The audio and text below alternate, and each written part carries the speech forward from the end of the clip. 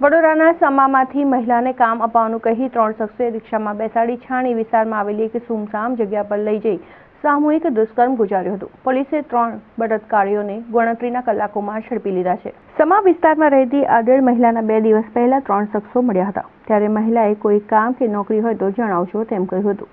દરમિયાન શુક્રવારે રાત્રિના સમયે મહિલાને છાણી વિસ્તારમાં કામ આવ્યું છે. તમારે કામ કરવું છે ત્યારે મહિલાએ હા પાડી હતી, જેથી મહિલાને રિક્ષામાં બેસાડી લઈ ગયા હતા.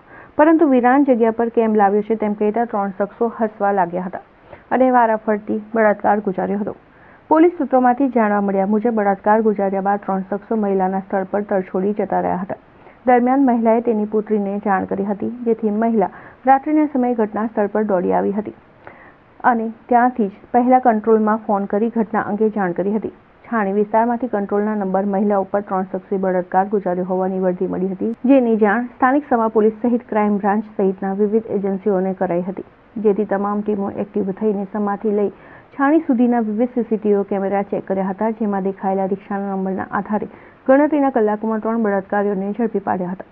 સામૂહિક બળાત્કારના બનાવમાં પકડાયેલા આરોપીમાં મુખ્ય સૂત્રધાર વકીલ પઠાણ તેમજ તેના સાગરીત ચમન ખાન અને શકીલ પઠાણનો સમાવેશ થાય છે. બિલકુલ આ એક રનિંગ ઓફેન્સ છે.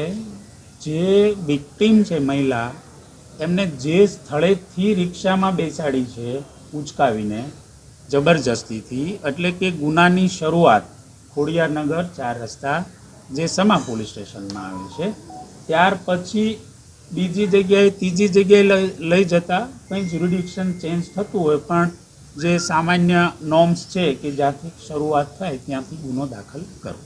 અટકાયત એક આરોપીને છે, બાકીના 2 જે છે એને હસ્તગત કર્યા છે. એમનું ઇન્ટ્રોગેશન ચાલુ છે. કંઈ પુરાવા મળશે તો ચોક્કસ એમની પણ ત્રણેય દુષ્કર્મ આચર્યું છે કે પછી ત્રણેય આ સિસ્ટેમેટિક ગેંગ રેપ જ છે, સામૂહિક બળાત્કાર છે. ત્રણેય આ વિક્ટીમ ઉપર દુષ્કર્મ કરે.